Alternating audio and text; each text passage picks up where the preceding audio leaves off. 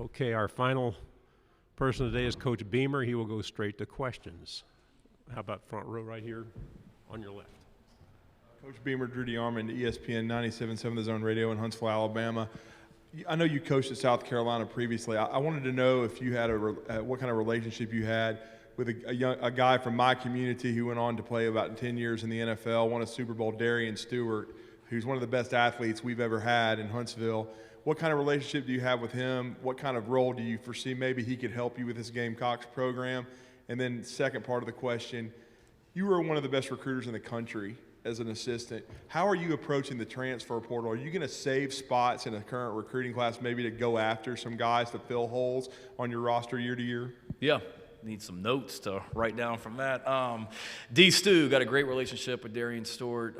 When he was a player at Carolina, I did. Obviously a fantastic player, and I was actually coaching defense when I was an assistant coach with Coach Spurrier when I was at Carolina before. And so Darian was one of the guys that I was working directly with, and always was blown away by his knowledge and athletic ability and ability in general.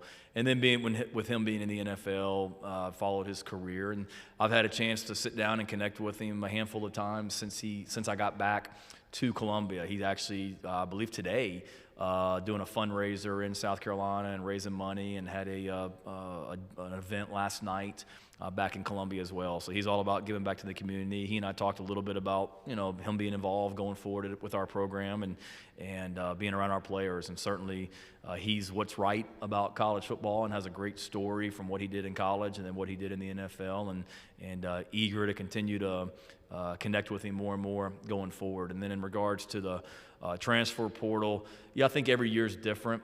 With us this year, we had to take advantage and utilize the portal probably more so than any other year. Just the fact that the signing class that was committed when I got hired was not very big, and there's players available in high school still to sign in January, but there's not a ton of them. So we had to attack the portal just to be able to get to the limit of 85 scholarships, which we're still trying to reach right now as well. But I think each year is different, and kind of seeing what your needs are, and certainly we want to sign the 25 best high school football players that we can each and every year. But if we feel like we don't want to reach for someone that we don't feel like can help us win an SEC championship, and if that means hanging on to a scholarship or two for post-spring practice, it's something that we certainly will look into. But right now, with where we are as a program, we need every scholarship we can utilize right now. We don't need to be waiting or thinking a couple years down the road. Coach, to your right, front row. Tyler Shaw with KBTX and College Station. Coach, your players have talked about the high energy and enthusiasm you're bringing to this program.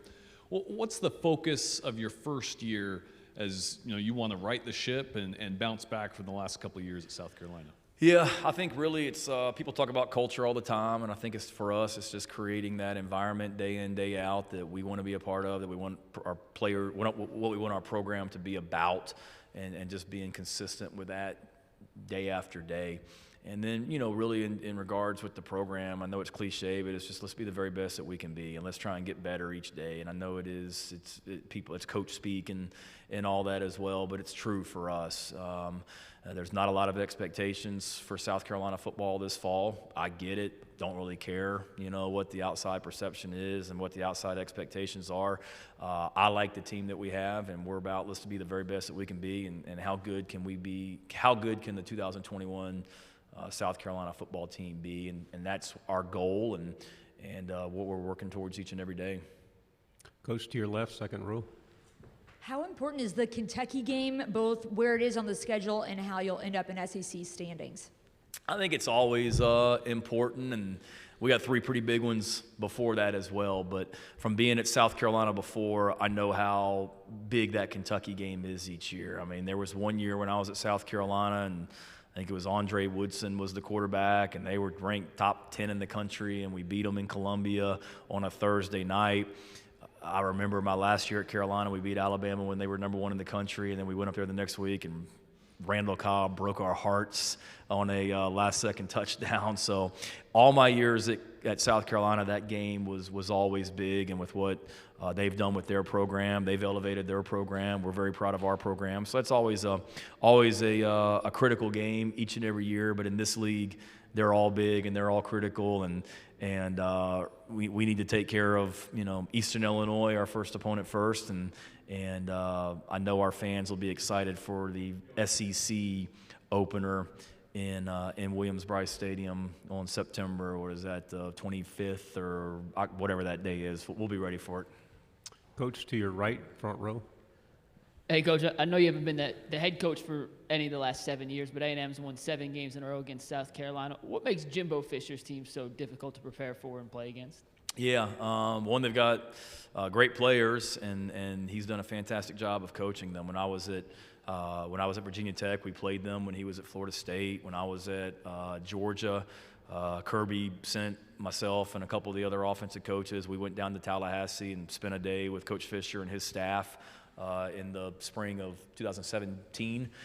So I've had a ton of respect for him for a long time. He's won anywhere that he's ever been, and they've got great players, but what they do, they're really good at what they do. Obviously, he's a great offensive coach, and you see that. I think he does a great job of playing to his personnel and the strengths of what they have offensively, and maintaining a pro-style offense.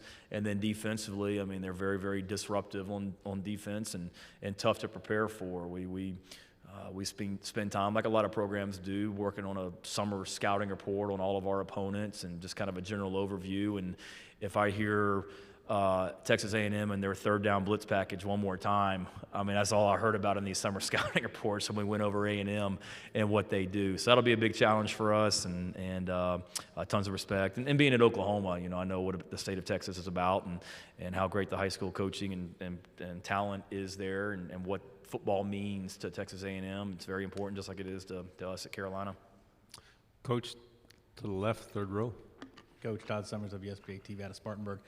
Over the last month or so, we've seen a lot of welcome homes out of you. How encouraging is that to see the program start to get some momentum on the recruiting trail, and to get guys that want to be at this program at a time when maybe it's not at its peak? Yeah, no, really good. It goes back to the people in our program, and I didn't have much of a life outside of the football facility. Still don't, but when I first got hired, just because I feel like every night we were doing virtual recruiting visits on Zoom. I mean, we did over 100 of them from January until we did one about 2 weeks ago. So in the last 6-7 months, we did over 100 of these virtual recruiting visits, and that's not just, hey, get on the call, we're going to play some cookie cutter video for an hour and then we'll get back on. Like, we're interactive and we're on all these, and we were doing all these visits, and it was frustrating because you didn't have a lot of guys committing, and then they hadn't been on campus. And it's like, man, I mean, we're working our tails off like everybody. And I hope once they get on campus, we're going to see the benefit from that. And we did. To be able to have those people, those young men and their families come on our campus, and the official visits, unofficial visits, not just for the class of 2022. I'm really, really, really, really, really pumped about the headway that we've made with the class of 2023, the class of 2024. It's a fantastic year in South Carolina for those in those classes, and I think we've gotten ahead in those groups as well, and excited for it to open back up here in about a week or so before we crank back up with football practice to get guys back on campus as well. But it's just a testament to the people we have in our program, what South Carolina's about. We're real, we're genuine. There's not an act. What you see is what you get with us, and it was nice to have so many families comment just on how real and genuine our staff is, and that's what we're going to be about. With time for 2 questions, Coach, to your right, second row. At linebacker, you guys have only a couple of guys who've played much at all.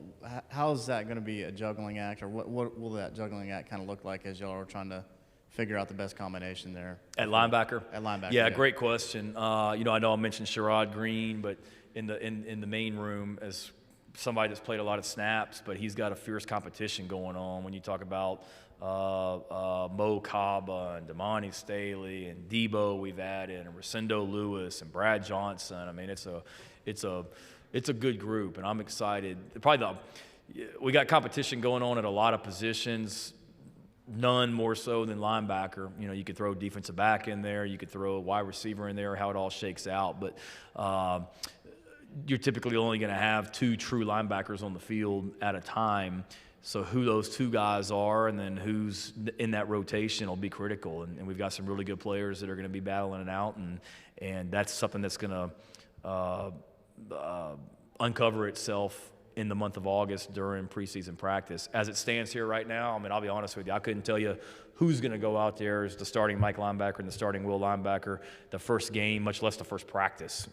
It's truly a competition. It is wide open, and I'm excited to see how it shakes out. We'll finish here, front row to your left. Question I wanted to ask you about, what did you learn in the 3 years that you had a chance to work with Lincoln Riley? He's been such an offensive mastermind. He had a seamless transition really from head coach, or from offensive coordinator to head coach, and he's run different styles of offenses almost with different QBs. What did you learn most from him? Probably just what you just said. A lot. One, I was thankful that I was able to come in with Lincoln after year one. So I went into Georgia with Kirby, his first time ever being a head coach. I go into Oklahoma, Lincoln's second year of being a head coach, but his first true off season. So being able to see what they did as a head coach early on in their tenure.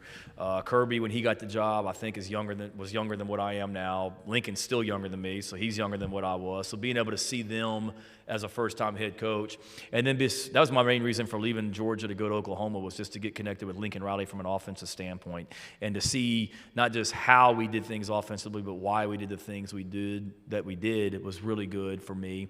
But it was a great lesson of each year that offense, like the core concepts were going to stay the same, but you better be able to adapt to your personnel. And we were different in 2018 with Kyler at quarterback than we were 2019 with Jalen, the 2020 with Spencer Rattler. And who are your best playmakers? Let's figure out ways to get them the ball, and that's probably the biggest thing I took from there.